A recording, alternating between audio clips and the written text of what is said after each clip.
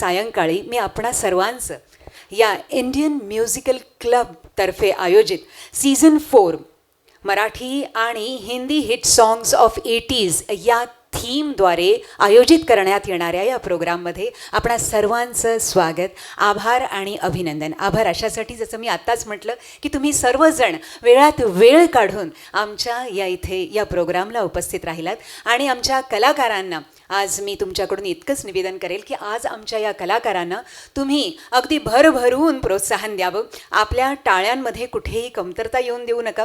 आपल्या टाळ्या ह्या वाजतच राहिल्या पाहिजेत. तितकंच आमच्या ज्या कलाकारांनी इतके आजपर्यंत म्हणजे अनेक आमचे ह्या इथे 3 ते 4 असे आमचे प्रॅक्टिस सेशन्स झालेले आहेत. इथे आमच्या कलाकारांनी ठिकठिकाणी एकत्रित होऊन प्रॅक्टिस सेशन्स केलेले आहेत आणि त्यानुसार कलाकारांनी जी गाणी गायली होती प्रॅक्टिस सेशन दरम्यान देखील ती देखील रेकॉर्ड होऊन काही उस्तादांकडे पाठवली गेली होती. आणि जेव्हा त्यांनी त्याच्यामध्ये जे करेक्शन्स करायला सांगितले होते ते करेक्शन केल्यानंतरच मग पुन्हा आपलं सादरीकरण करण्यासाठी ते इथे तयार आहेत. आमचे जे कलाकार आहेत काही नवोदित कलाकार आहेत ज्यांचं इथे डेब्यूट परफॉर्मन्स होणार आहेत. तर काही कलाकार असे आहेत की जे आणि आमचे हे सगळेच कलाकार जे आहेत जे गायक आहेत ते आमचे सगळे कलाकार अगदी उच्च अशा त्यांच्या क्षेत्रामध्ये अगदी उच्च कामगिरी बजावतात. कोणी तुम्ही बघाल ऐकाल तेव्हा तुम्हाला कळेल की कोणी ते जनरल मॅनेजर आहेत, कोणी प्रेसिडेंट आहेत of some of the reputed companies. म्हणजे अशा क्षेत्रातून आल्यानंतर देखील कोणी डॉक्टर आहे, तर कोणी आमच्या ज्या स्त्रिया ज्या आहेत ज्या कलाकार आहेत त्या देखील आपल्या क्षेत्रामध्ये अतिशय उत्तम कामगिरी निभावत आहेत. आणि तरी देखील त्यांनी आपल्या या संगीताच्या आपल्या या गायनाच्या कलेला अतिशय उत्स्फूर्तपणे जपले आहे. आणि त्याकरता त्यांना वाव देण्याकरता इंडियन म्युझिकल क्लबची निर्मिती तुम्हाला माहितीच आहे. आपल्या मॅम श्रीमती राखी झोपे आणि आपले अनिल झोपे सर यांनी या क्लबची निर्मिती केवळ या नवोदित कलाकारांना प्लॅटफॉर्म मिळावा.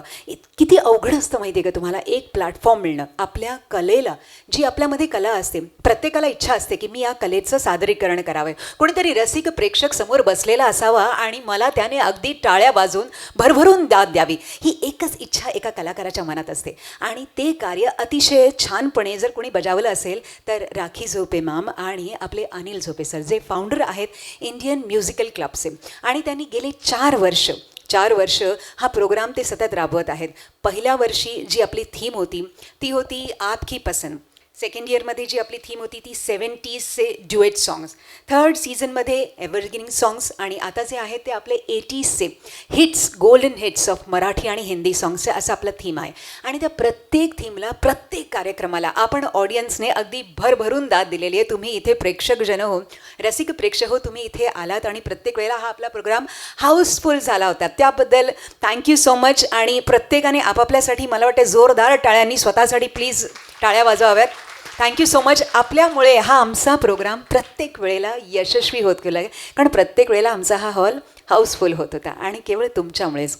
आणि मी तुम्हाला असं सांगेल की पुढच्या वेळेला देखील पुढचं देखील आता आमचं 5वं पर्व देखील असेल पुढच्या महिन्यामध्ये. त्यावेळेला देखील आपण असंच यावं, आम्हाला अशीच द्याद द्यावी ही आम्ही सगळ्यांना विनंती करतो आहे. तर जसं तुम्हाला सांगितलं की आमचा हा प्रोग्राम सतत 4 वर्षे हा इथे राबत गेला होता.